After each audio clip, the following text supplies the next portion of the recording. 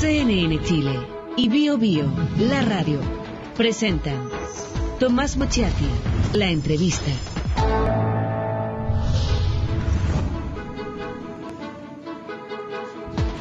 ¿Cómo está? Muy buenas noches. ¿Le gustaba la pintura? En una de esas quiso ser pintor. ¿Le gustaba la fotografía en serio? Quiso ser cantante de ópera, barítono. Terminó siendo historiador y a eso se ha dedicado toda la vida. A la historia de Chile.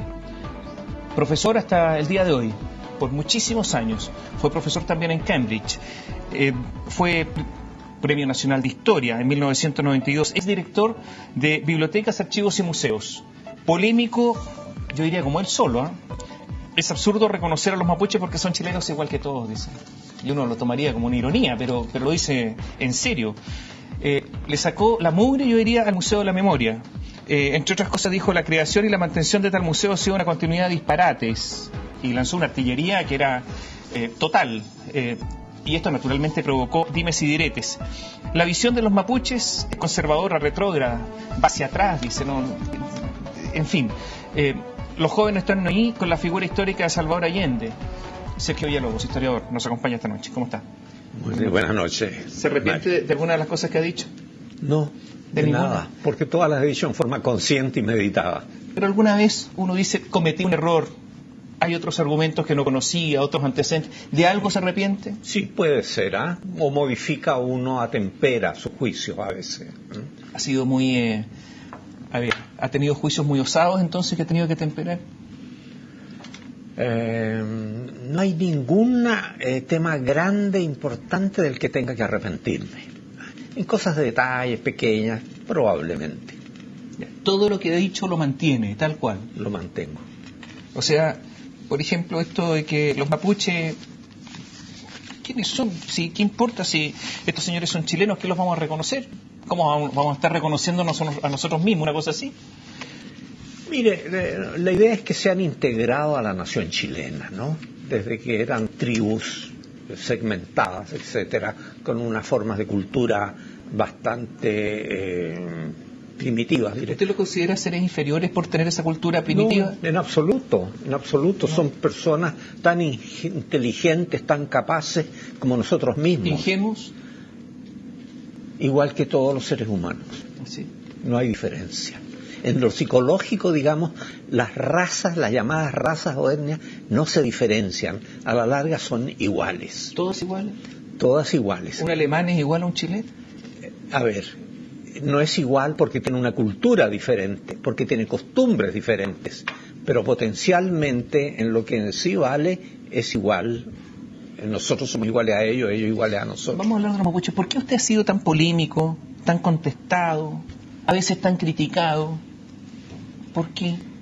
Mire, porque yo creo que es un tema que se ha exagerado en forma gratuita. Creo que el problema no es tan grave como aparece y se ignora la historia de todo el asunto. Pero ustedes lo han atacado historiadores. Gente que pero si en sabe historia, si en historia siempre hay opiniones disímiles, y de esa diatriba, de esa polémica, va decantándose finalmente y quedando lo que queda en historia.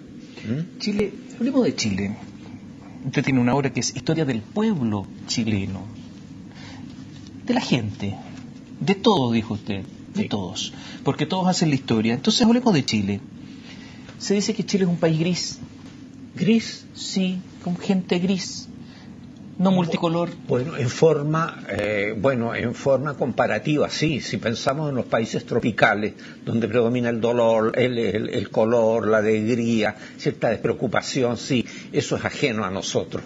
Nosotros somos razonadores, somos responsables, marcamos cierta diferencia. Pero eso significaría que seríamos como los suizos casi. Así son los suizos, y no somos suizos.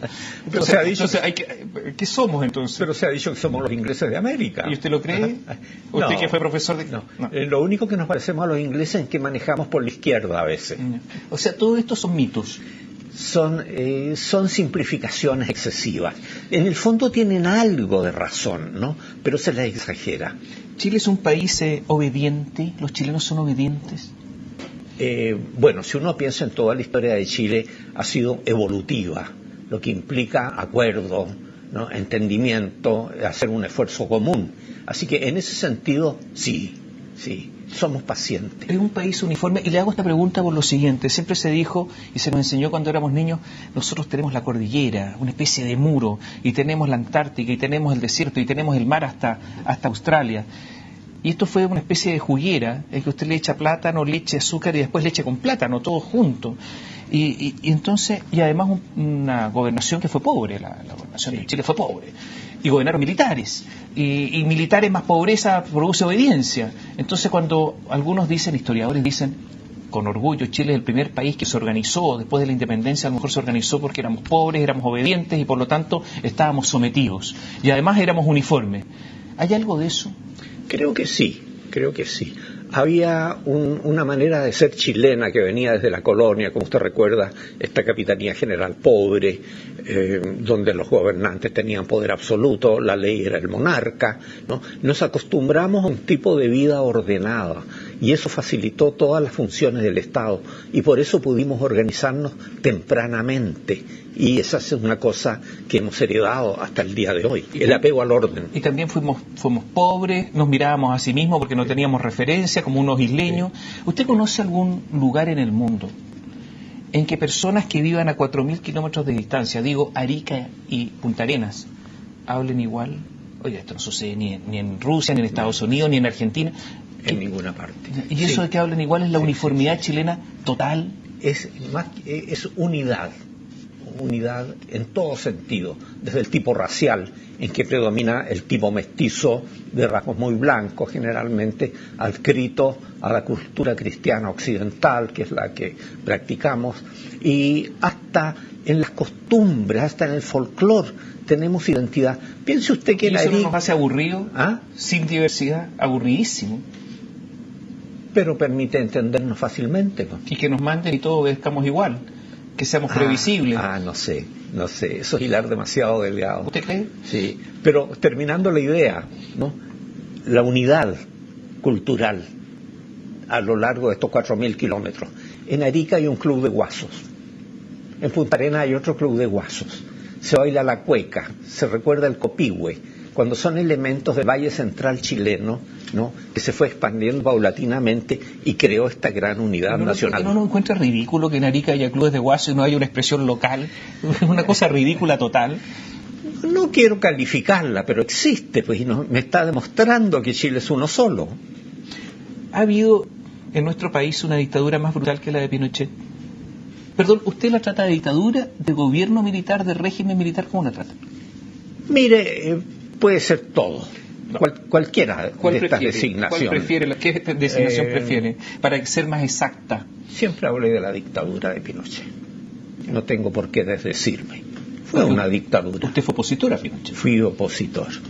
Pero como dictadura hizo cosas muy malas y otras también buenas. ¿Hubo alguna dictadura en Chile, en nuestra historia, más brutal que la de Pinochet a su juicio? ¿O esta fue la más brutal? La más dura. Sí, indudable. ¿Dura o brutal? No me malinterprete, no me esfuerce a decir cosas que no quiero decir. No, fue dura. Usted puede optar, pues yo le doy una alternativa. ¿Dura o brutal? Prefiere dura. Bueno, esas son posibilidades interpretativas de cada uno, ¿no? Fue dura. ¿Qué a su juicio tiene que hacer una dictadura para que para usted sea brutal? ¿Qué más tiene que hacer? Bueno, dictadura como las del Caribe, pues. A ver. Que no había libertad ninguna, ni expresión, ni nada. Por último, esta fue un poco selectiva, si usted quiere, ideológicamente. Pero las otras han pesado sobre la población entera, lo que ocurría en Haití, en Santo Domingo. No es comparable. ¿No? ¿Usted conoció a Pinochet? No. ¿Nunca tuvo oportunidad de conocerlo? Nunca. ¿Y qué es Pinochet para usted, como historiador? Mire, un militar muy apegado al sistema militar, a la manera de ser militar, de imposición de las cosas. No es un hombre abierto a discutir, a la política, sino que imponer su punto de vista y obedecido, ¿verdad?, verticalmente por las Fuerzas Armadas, y que trató de imponer eso mismo al país. Y eso es imposible en un país, a la larga. ¿Y no cree usted que Pinochet creyéndose él el gobernador, el gobernante de Chile, no fue el gobernante de Chile, que fue el que sí estableció un orden militar en el país, toque de queda, Sí. Policía secreta, desaparecidos, Sí. muertos, Sí. digamos, asesinados. Sí. Pero los que gobernaban eran otros, y esos otros finalmente se deshicieron de Pinochet y quedaron dueños del país. No sé, pero yo lo llevo a otra cosa. ¿Y qué fue la Unidad Popular y qué fue Allende? ¿Ah? Y ¿No ocurrió lo mismo? y le voy a Y hacer- que los partidarios de Allende siguen disfrutando hasta hoy día de la gran empresa económica, de situaciones espectaculares. ¿Y en qué quedó el ideal? Y le voy a hacer otra pregunta. ¿Por qué no se ha escrito, por lo menos yo no lo conozco, una obra en serio histórica sobre el gobierno de Allende? Mire, es una ¿La buena, conoce usted? es una buena pregunta y no tengo respuesta. Porque hay temor, porque el mito es muy grande, porque cuando Allende lo dijo, tóqueme porque yo soy carne de estatua, decía. Sí. ¿Es Sí, por eso? puede que sea un poco temor. ¿Ah? O sea, los historiadores tienen temor y por lo tanto también actúan de acuerdo al sentir popular. Sí, un poco. ¿Usted también? Ahora hay algunos que lo contradicen totalmente y van en contra de la tendencia, ¿no? Entonces, entre esos estoy yo, que generalmente vivo descontento con infinidad de cosas que se hacen. Pero usted me saca inmediatamente Allende, pero no ha escrito sobre Allende. No, porque mi especialidad no está en la República. Ah, Está bien, pero... yo he trabajado principalmente colonia, descubrimiento, conquista, colonia, independencia, república del siglo XIX, pero casi no ha entrado en el siglo XX. Pero cuando- Es el siglo que peor conozco. Pero cuando escribió su memoria hay un ambiente histórico, obviamente. Está muy diluido. Pero No, lo que hay ahí son más bien experiencias personales, familiares, Bueno, de costumbres, de muchas cosas inocentes, si usted quiere, cómo eran los matrimonios, cómo era la vida de barrio, etcétera. Eludí las cuestiones políticas porque me aburren un poco. ¿usted es anti algo? Anti-ignorancia, ¿Antimarxista? sí, Bueno, comenzamos a sacar cosas. ¿Antimarxista? sí. ¿Anti qué más? A ver. Mire, esto de antimarxismo, es que usted me mete todas las cosas en un solo saco y rápidamente. Déjeme sacar las cosas del saco. Saque las cosas. Por ejemplo, antimarxista, sí, en esencia sí, pero reconociendo que todas las teorías, todas las interpretaciones acerca del hombre algo han aportado. Ninguna ha sido en vano. El liberalismo, la religión, etcétera, el islamismo, todos han aportado algo en la historia de la humanidad. Y el marxismo también. ¿Qué aportó el marxismo para Por usted? ejemplo, dio gran importancia a las cuestiones económicas en la historia. ¿Le gusta la teoría del valor marxista? No. Ya, ahí estamos entonces con un problema. No, claro. La teoría económica, pero la teoría del valor que es fundamental en el marxismo, ¿no? No es la teoría económica, es el dar importancia al factor económico en el trayecto histórico, nada más. No estoy hablando de lucha de clase ni de posesión de los bienes materiales y del predominio de esto, no. Sencillamente el hecho económico es importante. Bueno, el liberalismo también le da mucha importancia a la economía. Adam Smith ahí está. No, dentro de la interpretación de la historia no. El liberalismo ha sido fundamentalmente una lucha por la libertad humana en el pensamiento, en la vida política, etcétera. También tiene implicancia en lo económico, por supuesto. O sea, le interesa, el aporte del marxismo es su preocupación por la economía. Y también el atractivo sobre los problemas sociales. Dio relieve a todo esto. Que antiguamente los historiadores no le daban importancia ninguna. ¿Para usted el materialismo histórico no es relevante? Que es importante en cuanto gran parte de la población mundial se formó dentro de esas ideas, las ha cultivado y ha habido políticas, etcétera, etcétera. Pero en sí mismo no. ¿Los historiadores marxistas han sido un aporte, Osman? Sí, indudable. ¿Y tienen, por lo tanto, una visión marxista de la historia? Sí, claro que sí. ¿Y usted, al ser antimarxista, es anti-historiadores marxistas? No, en absoluto. Al contrario, los aprovecho. Usted me menciona a Hobsbawm. Sí, lo utilizaba Hobsbawm, efectivamente, y a muchos otros. Y en Chile, a los que trabajan, los historiadores marxistas que hay actualmente, tengo muy buen trato con ellos, ¿Con entre quién? paréntesis. ¿Con Gabriel Salazar? Gabriel Salazar, por supuesto. ¿Son amigos? Sí, ¿Sí? es cierto. ¿Conversan? No amigos íntimos, pero tenemos siempre un muy buen trato. ¿Conversan harto? ¿Sí? No conversamos mucho porque cada uno sabe lo que piensa el otro, entonces se hace como inútil la conversación. Ahora, yo lo he criticado en obras escritas, ¿no? Y eso no ha descompuesto la amistad, porque hay el fin superior de entenderse, no despreciar completamente lo que piensa el otro, sino que tratar de entenderlo. Volvamos a Allende, porque usted dice que Pinochet no se entiende sin Allende, lo ha dicho. Sí. ¿Qué es Allende para usted? Allende, por Dios que me pone temas difíciles usted y difíciles de... Entonces, hagamos una cosa. La pregunta, si no es fácil, dice usted, hagamos un alto, la piensa y volvemos en un instante. Volvemos en un instante con Sergio Villalobos. El historiador Sergio Villalobos nos acompaña esta noche y encontró la pregunta complicada, por eso interrumpimos un minuto. Le pregunté sobre Allende, su concepto, su idea de Allende, y me dijo, es complicada la pregunta, entonces yo creo que ahora tuvo tiempo para pensar la respuesta. Es que Allende no es solo él, la persona, digamos, y es inútil tratar de explicar las cosas en función de un gobernante o de un político. Son situaciones, son ambientes, son corrientes las que operan. Y entonces ahí había un desborde, digamos, izquierdista, extremo, que conducía al país a una situación sumamente difícil, y eso era encabezado por Allende, evidentemente. Pero no es él el realizador de eso, sino que él es como el prototipo, el hombre que sobresale y siendo gobernante dirige las cosas a su manera. Pero hoy es una figura Allende. Por supuesto, una estatua. Por supuesto. Y todos los grandes presidentes y gobernantes y figuras tienen sus estatuas. ¿Fue un gran presidente?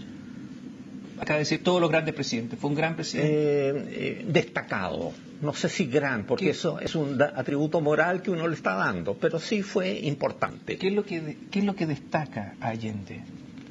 A Allende haber sabido ponerse a la cabeza de un movimiento social, cultural, político, de índole marxista, que trató de transformar la historia de este país.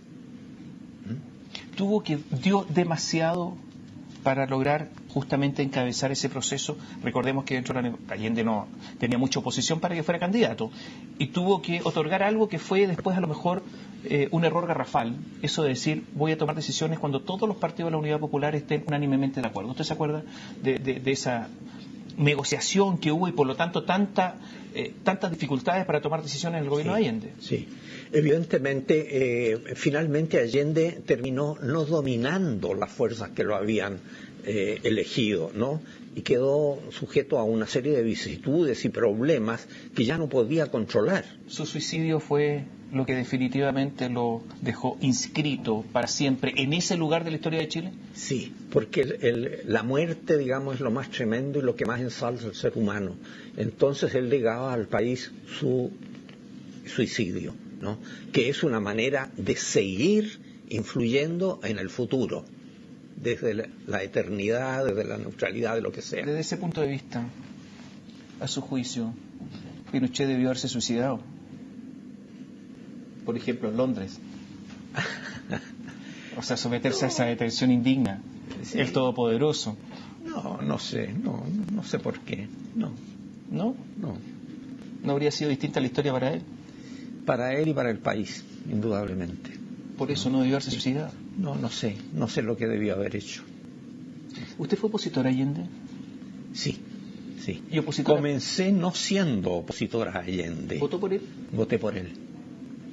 Pero las cosas que ocurrieron y que se fueron agravando en el país paulatinamente me condujeron a ser un opositor. Ahora, opositor, pero desde la distancia, porque yo nunca he sido un político activo, ¿no? Sino que siempre desde el punto de vista de la docencia, de la clase, de las contribuciones periodísticas, quizás. Usted votó por Frei Montalva. Sí. Antes votó por Ibáñez, ¿no? No, por Ibáñez no. ¿Por Alessandri? No. Tampoco. No. ¿Por quién votó? Oye, pero es cuestión de edades, pues. Si todavía no tenía edad para votar. En los tiempos de... Sí, no pertenece... ¿Por Jorge Alessandri? Por Jorge Alessandri... Oye, ya ni me acuerdo. Oye, el tiempo nos va cubriendo con una malla. a medida que pasan los años. Pero usted votó por Allende. Sí. O sea, votó por un marxista, siendo antimarxista o en ese tiempo Sí. no lo era. No, porque creía que el país necesitaba efectivamente unas reformas grandes, importantes, pero no pensando en la violencia, ni en forzar a la gente, ni al sistema jurídico. ¿Cuánto tiempo me dio entre la elección a que usted se transformara en opositor? ¿Cuándo se dio cuenta que no? No sé. Un año. ¿Hubo algo que rebalsó el vaso? Claro, el desorden imperante en el país, el caos económico, el caos social. Cuando estaban en huelga los mineros en contra de Allende, cuando estaban en huelga los profesionales, cuando en todas partes surgía la oposición, ya uno no se podía sustraer, digamos, de esa imagen de caos que existía, agravado por lo económico. ¿Pinochet fue un traidor? ¿A qué? ¿Y a quién? Allende. Que lo nombró, confió, el mismo día decía ¿qué será el pobre Pinochet? Que le juró lealtad una y otra vez. No sé, no me atrevo a pronunciarme sobre eso. Porque los historiadores califican, en sus obras califican permanentemente. Por eso le pregunto por calificaciones. En cierto modo, pero no totalmente. La historia es muy cauta. La historia no es un juzgado, no es un tribunal de justicia. Expone. Pero juzgan también. En el fondo hay una posición, evidentemente, del historiador, ¿no? ¿Y su posición respecto a Pinochet, que es un traidor o no? ¿Traidor a qué? No sé. Allende. No creo, no creo. Estaba francamente en una posición contraria, ¿no? Pero el hombre actuó con suma cautela, si usted quiere, hasta el final. Perdón, nunca dijo que estaba en una posición contraria, salvo 2 días antes. Bueno, usted lo sabe. Es que un militar no lo puede hacer, pues. No puede emitir una opinión. Tenía una vocación innata por el poder. Fíjese que un año y medio después, ninguno de los que pensaron, planificaron el golpe militar estaba en servicio activo. No sé. ¿Qué presidente de la Concertación le gustó? Bueno, Elwin lo nombró a usted director, claro. Elwin, por supuesto. Bueno, usted tiene una relación de lealtad con él, de agradecimiento a lo mejor, sí, porque lo nombró en un cargo público. Efectivamente. Cuando yo no me mezclaba en nada, ni era demócrata cristiano, ni nada, él se fijó en mí por un trayecto de vida intelectual, digamos. Eso. Después usted me pregunta, tengo un gran respeto por Ricardo Lagos, un reconocimiento por su gobierno. Y paremos de contar. ¿Michelle Bachelet? Creo que no es uno de los casos más deplorables de gobernantes de Chile. ¿De toda la historia de Chile? No sé si de toda. No, sí ha habido peores también. Pero está en los top 5, ¿no? entre los malones. Digamos. ¿Michelle Bachelet? Sí. ¿Qué es lo que no le gusta de Bachelet? Oiga, ¿podría ser procesado yo por lo que voy a decir? Por ningún motivo, libertad de expresión. Yo creo mucho en eso, ¿no? Sí, a lo mejor no existe. Creo que no tenía capacidad para el mando. ¿Capacidad de qué tipo? ¿De mando intelectual, de mando, formación, de qué? Cultura, intelectual, todo lo que interviene en la planificación política y en las realizaciones. Fue improvisada. La casualidad la llevó a la presidencia de la República, ¿no? Y cierta simpatía personal, eso que se llama el carisma, ¿no? ¿Usted la conoce? Personalmente no. ¿Y esta impresión se la formó cómo? Por los hechos. ¿Cuáles son, a su juicio, los más relevantes para formarse esta impresión? Enorme ingenuidad, por ejemplo. ¿En qué? Cuando asume como ministra de Salud, promete que va a acabar con las colas en los consultorios en 15 días, ¿no? Imposible hasta el día de hoy. Bueno. Después asume la presidencia de la República y va a Argentina sin haberse planificado nada de esa visita, con el objeto de obtener más gas para Chile. Y en Argentina le dijeron no. Entonces, una plancha internacional, ¿no? Hay que acordarse de esas cosas. Ahora, hay cosas que la han ido facilitando el camino, como subirse a un tanque. Entonces, qué impresionante, una mujer en un tanque, y eso le atrae buena voluntad. Después, una mujer en un submarino, lo mismo, etc. Entonces hay una creación de imagen artificial, que no es el resultado de una carrera política larga, meritoria, brillante. Y si fue tan mala, como usted dice, con tantos errores, sin capacidad, ¿por qué la gente vota por ella o las encuestas dicen que va a votar por ella? Sí, yo creo que van a votar por ella, efectivamente. ¿Y por qué? Y que existe el peligro de que se la elija. Porque los pueblos actúan ciegamente. Los pueblos no razonan hasta el fondo de las cosas ni se dan cuenta bien de lo que hacen. Entonces, claro, aparece como una mujer simpática, alegre, en cierto modo atractiva en su manera de ser. Entonces, atrae a la gente, ¿no? Historia del pueblo de Chile. Usted se produjo una inmersión en el pueblo de Chile y sin embargo dice que los pueblos se equivocan. Sí, claro. O sea, y hacer la historia del pueblo chileno es tomar en cuenta las equivocaciones del pueblo chileno también, pues.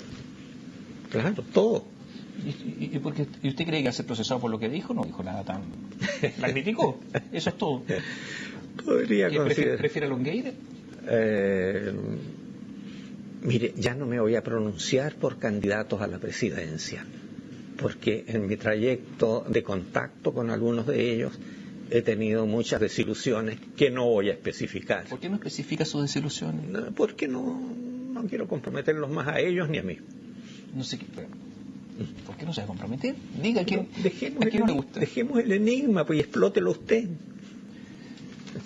Ya, pasemos de entonces Michelle Bachelet. Vamos a otra cosa. Porque resulta que usted dice Elwin, gran presidente. Resulta que Elwin participó, dirigió, más que participó, la Comisión de Verdad Histórica y Nuevo Trato de los Pueblos Indígenas, que usted criticó ácidamente, dijo que esto era un populismo indigenista. O sea, el gran presidente dirige el populismo indigenista. ¿Cómo lo explica? Sí, no, pero oiga, si no crea que un presidente tiene que ser perfecto, ni que toda su política sea acertada. Ocurren traspiés como ese, indudablemente. Este es un tema fundamental. Oiga, pero más fundamental es abrir paso a la democracia en Chile, pues, y a la convivencia. ¿Y por qué se equivocó Elwin? ¿Lo conversó alguna vez con él? No, nunca. Estaba rodeado de otras personas en esa materia. ¿Ah?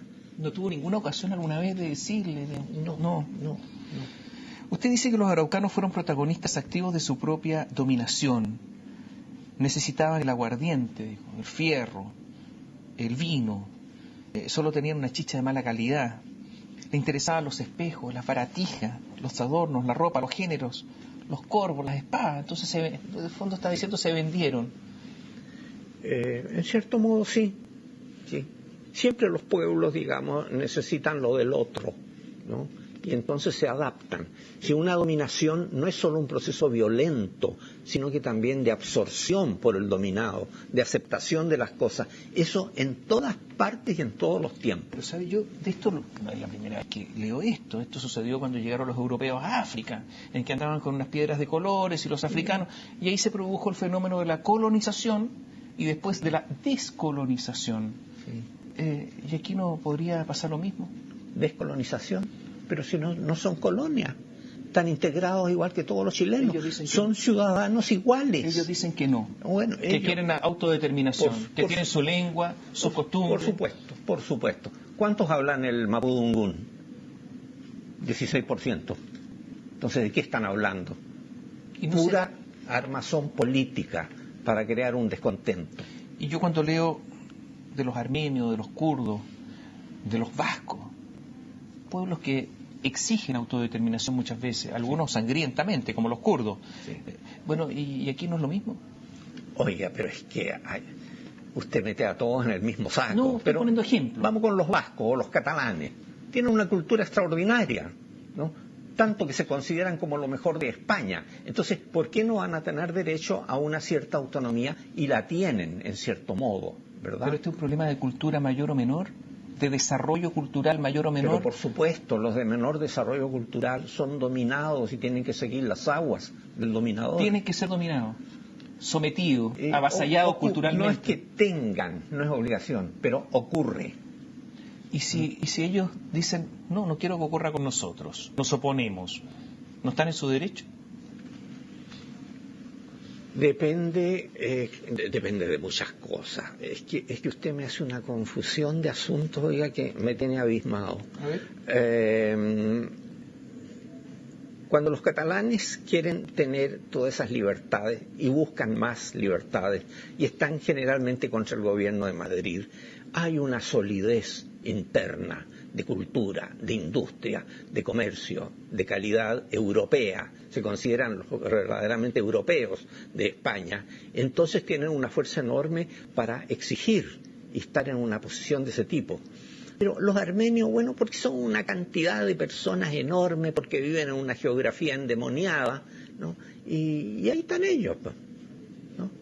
Pero eso no tiene relación con el pueblo araucano, ¿no? A ver, usted, lo que entendiendo bien, porque tienen una cultura menos evolucionada, sí, son susceptibles de ser dominados, no tienen derecho a la autonomía por su nivel cultural. Es que todos quieren ser mejores, ¿no? Entonces por eso el hierro, por eso el aguardiente y todo lo demás, por eso los géneros europeos, las cosas vistosas, los sombreros y todo lo que les atraía, el arado también, el ganado vacuno, el ganado caballar, el ovejuno, todo eso lo necesitaban. Cuando vieron que esto existía, terminaron aceptando ¿Y usted la no dominación. cree en el derecho, más allá de la cultura que alguien tenga, a tener autonomía y a vivir como cada uno quiere vivir? En el derecho. Sí. En el derecho, como abstracción, dice usted, es demasiado ambiguo. ¿Es ambiguo? Las cosas se dan en situaciones históricas, no solo abstracción del derecho.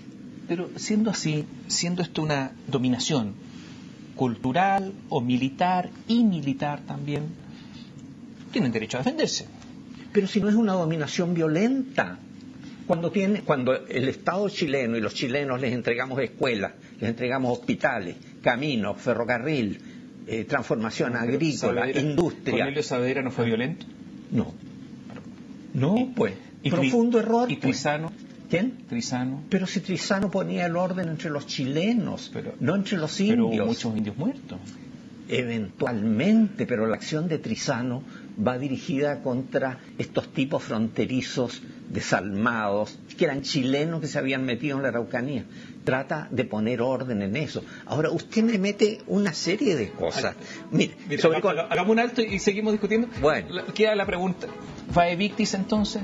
Volvemos en un instante. Tiene la responsabilidad. El historiador Sergio Villalobos nos acompaña esta noche. Ya nos va quedando menos tiempo. Va Evictis ahí de los vencidos al final con los mapuches, porque la historia la escriben, la hacen los vencedores. No es ahí de los vencidos, porque los hemos adoptado, los hemos incluido, los hemos facilitado un desarrollo, una cultura, una forma de integración. Eso decían los europeos con los negros en África también. Probablemente. Y no les resultó mucho. Pero si es que yo no puedo hacer comparaciones de realidades tan disímiles. ¿Ah? ¿Son culturalmente tan distintos los mapuches a los chilenos? Usted le dice araucano, además, no les quiere decir mapuche. Araucano. ¿No? ¿Y por qué no le dice mapuche? Porque mapuche surgió con el 5º aniversario del descubrimiento de América y como una forma de reivindicación liderada por los intelectuales latinoamericanos y europeos tratando de reivindicar a estos pueblos. Y dentro de eso comenzó a hablarse de mapuches, que es erróneo, ¿no? Porque mapuche no significa exactamente gente de la tierra. Ellos se denominaban reche, ¿no? Hasta en eso hay un disparate. ¿Eso usted le diría reche entonces? Araucano. Reche, ¿no? Los dominadores imponen los nombres. ¿Hay de los vencidos entonces? No, pero si eso no es grave ni tremendo. ¿Cómo no va a ser grave si usted le preocupa el lenguaje? Lo he leído por ahí. El lenguaje forma parte de la historia. Sí. Las calificaciones, las palabras que se usan, los términos. Sí. ¿Cómo va lo mismo? Pero el término araucano fue siempre aceptado por ellos y se designaban así finalmente. ¿Por qué el conflicto mapuche explotó cómo explotó en los últimos 15 o 20 años? ¿Qué explicación tiene usted? Bueno, yo creo que esto se debe al fracaso del marxismo a nivel mundial. Entonces han encontrado un nuevo objetivo, el cual inflar y explotar. cae el muro de Berlín, se desintegra la Unión Soviética, en China se toman medidas liberales, y en fin, en todo el mundo el marxismo retrocede. Necesita banderas de lucha. Y entonces en Chile adoptan la defensa del indígena. Y no es el marxismo sistemático de un partido, el Partido Comunista, no solamente de ellos, sino que es como una idea difusa que está en todas partes, ¿no? Y que acepta, ¿no? Que existe esta lucha, ¿no? Con los araucanos. Yo sé que podemos seguir hablando de este tema mucho rato porque es interesante, pero tengo que cambiar de tema, se nos termina el programa en un momento más. No puedo no dejar de preguntar por Bolivia. Usted es experto, usted ha estudiado el siglo XIX intensamente. Bolivia tuvo mar, tuvo 400 kilómetros de costa, hubo dos tratados, 1866, 1974, 1874, tuvo algún reconocimiento ahí. No como usted cree. Y Bolivia nos demanda. Sí. ¿Usted le daría un corredor? Sí, fíjese que sí. Pero quizás no un corredor, porque es muy difícil, porque está la decisión del Perú. ¿Y si Perú dice que sí? Si dijera, en buena hora. ¿A usted le encantaría que Bolivia se transforme en un colchón, un amortiguador frente a Perú? Sería posible que eso ocurriera, pero estarían las ventajas del corredor, que son mucho más que eso, ¿no? Ahora, yo sería partidario de un enclave costero, quizás en Cobija, un sector entregado a Bolivia para su manejo independiente así, y con absoluta libertad de tránsito entre Bolivia y este enclave. ¿Y eso en Cobija por la connotación histórica que tiene Cobija? Y porque se presta geográficamente, y porque no hay allí nada que vaya a ser destruido, cambiado, olvidado, no. Pero, ¿tuvo mar Bolivia o no tuvo mar? Es más que dudoso. Pero hubo un tratado, hubo dos tratados. Sí, y que fueron propuestos por Bolivia, no por Chile. Chile no forzó las cosas, ¿no? Chile terminó reconociendo efectivamente que había cierta cantidad, pero lo reconoció buenamente porque históricamente es discutible. Pero hubo tratados donde Chile reconoció una frontera con Bolivia y Bolivia tuvo mar. Sí. Con tratados. Sí. Y eso fue una transacción. Bueno, como muchas cosas en... Sí. Ahora, ellos provocan una guerra, porque la guerra del 79 fue provocada por Bolivia y el Perú, mediante todo un manejo de acuerdos. ¿Y la respuesta era la invasión militar? Por supuesto, si los bienes chilenos iban a correr riesgo, ¿no? Cuando el litoral que usted me dice que es boliviano estaba poblado en el 90% por chilenos. Pero, no me diga que yo digo que es boliviano porque los tratados lo dicen, no lo digo yo. No me haga eso. Bueno, por favor, porque no. Ya. Pero es que se desconocen todos los antecedentes de cómo se generó Bolivia. Si Bolivia ha sido siempre un país altiplánico, desde las culturas indígenas, del Tiahuanaco, el imperio inca, vivió en las alturas y no tenía ningún dominio real sobre el litoral. Aunque Bolívar hablaba de Cobija. Hablaba de Cobija y Sucre también, y mandaron explorar el camino hacia Cobija, etcétera, pero con resultado nulo. Tanto que el dictador boliviano Andrés de Santa Cruz, que construyó la Confederación Chilena y la Confederación Peruano-Boliviana, lleva chilenos para poblar el litoral y lleva mineros y depende de los recursos de Valparaíso. Es decir, estaban implorando la ayuda chilena para darle vida al litoral. ¿Usted cree que en algún momento con Perú va a haber amistad? Sí. ¿Cuándo? Cuando ambos países sean desarrollados. Porque la pobreza de los países los lleva a buscar explicaciones a sus males, ¿verdad?, utópicas en el pasado, a crear problemas artificiales como un desquite, como un escape al resentimiento. ¿Usted cree que hay resentimiento en Perú contra Chile? Sí. ¿En todas las clases sociales? Principalmente en sector medio y bajo. Y Torre Tagle, que se dice que es la clase alta peruana, me refiero a la Cancillería, se dice que es antichilena. Bueno, políticamente sí, pero como vivencia de odiosidad en el resto del pueblo peruano. Pero hay una gran comprensión y entendimiento con los grupos superiores del Perú, incluso con el gobierno de Humala, ¿no? Entonces se han ido limando asperezas y se ha ido reconociendo que hay una situación de hecho que tiene que ser superada por las buenas. Se dice que con Argentina está prácticamente terminada la delimitación de campos de hielo y que Argentina incluso llegaría hasta 6 kilómetros de la costa chilena. No está finiquitada, pero está muy avanzada. Pero dicen que está guardado bajo 7 llaves porque eso va a crear un gran problema. Es posible. Usted debe haber escuchado todo esto. Sí, pero es una cosa un poco ficticia, en medio de una naturaleza que el hombre casi no puede dominar. ¿Qué más da que sean 6 kilómetros, 10 o 40? ¿A 6 kilómetros del Pacífico? Pero si siempre lo ha estado, pues. Sí. En Buena Esperanza, también. ¿Y usted cree que no va a crear problemas con Argentina? Puede crear. Hablemos de la educación. Usted ha sido profesor no sé cuántos años, muchos. 25. Desde 1952. Fue 25 años profesor de la Católica. Lo despidieron a los 65 años, o más o menos por ahí. Sí. Usted reclamó y dijo que en realidad lo despedían porque se había publicado una obra, Nueva Historia de Chile, en que estaba llena de errores y que lo echaron porque los historiadores más jóvenes estaban cometiendo errores y usted se lo señaló. ¿Esa fue la causa? En gran parte. En el hecho fue así, pero echaron mano de una disposición sobre la edad hasta la cual podía llegar un catedrático. Se valieron de eso. Pero también habló de que la Universidad Católica es una universidad elitista, es una universidad que está entregada a organizaciones económicas y empresas privadas para financiar programas de expansión e investigación, con una subordinación total a sus intereses. ¿Qué autonomía de pensamiento tiene un investigador que es contratado por una empresa para hacer historia de esas instituciones? Se preguntó. Ninguna. Que son tendencias ideológicas, políticas y sociales muy evidentes, que es una tendencia aristocrática, la de la Universidad Católica. ¿Lo mantiene? Todo lo mantengo. ¿Y otras universidades también? También hay...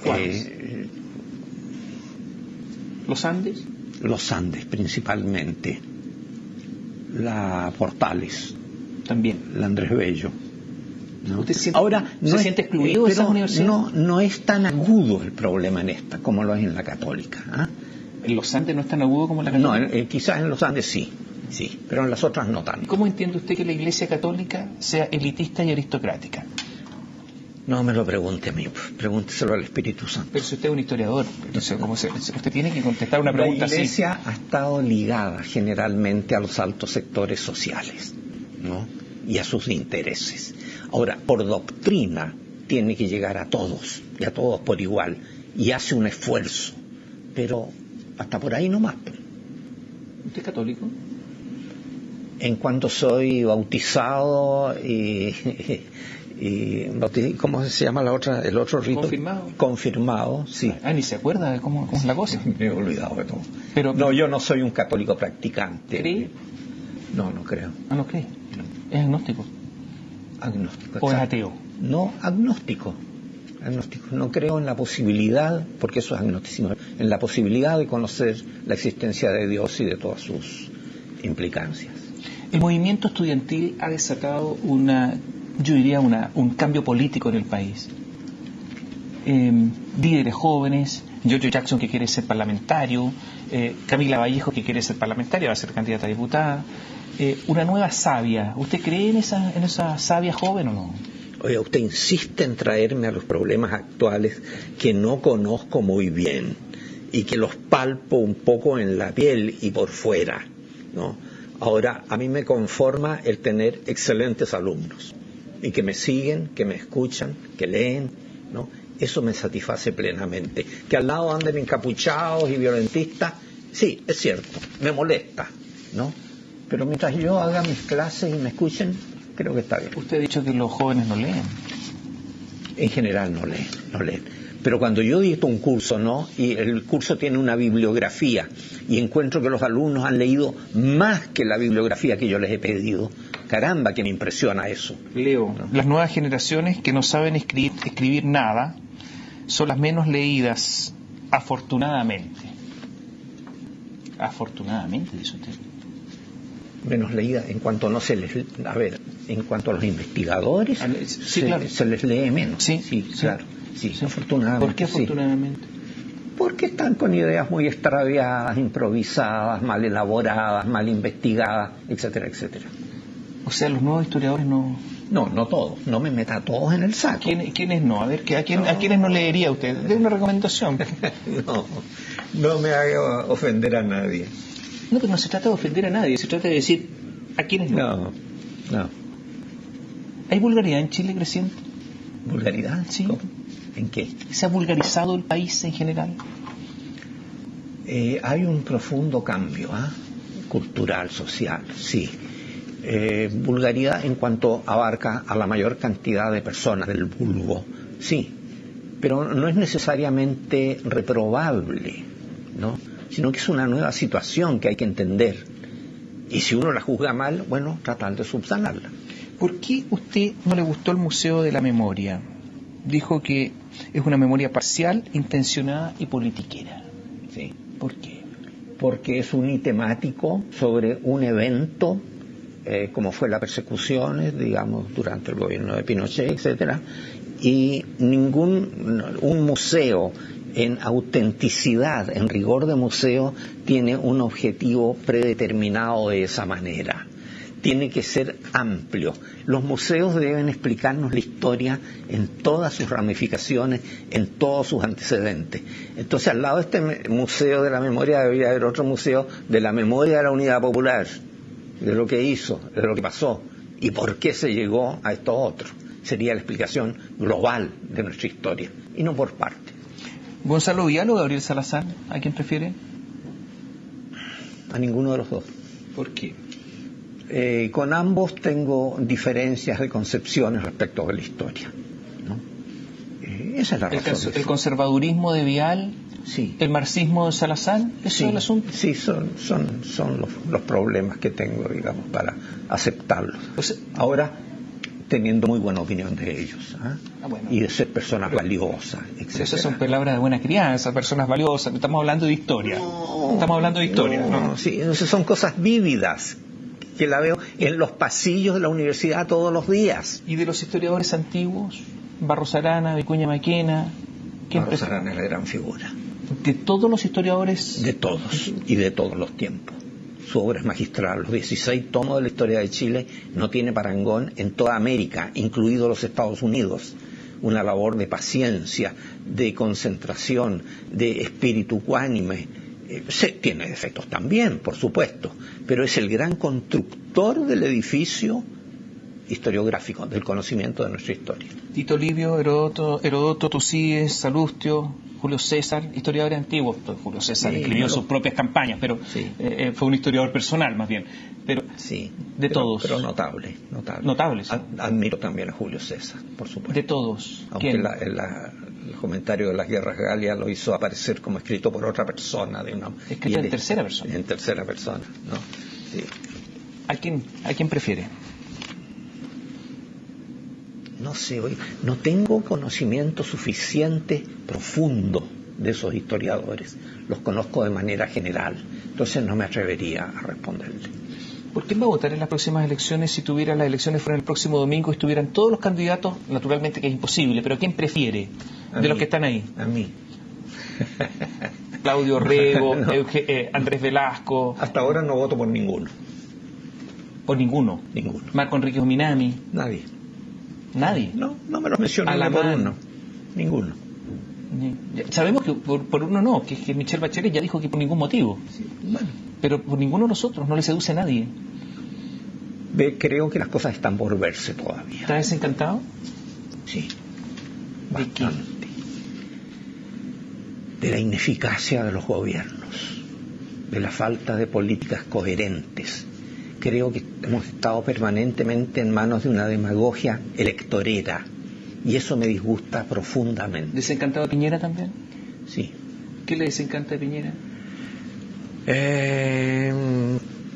Creo que el gobierno es un éxito en muchos aspectos, sobre todo el económico, en integración social, etcétera. Pero en el plano de la cultura, cero, de la alta cultura. ¿Por qué? ¿Porque no son cultos?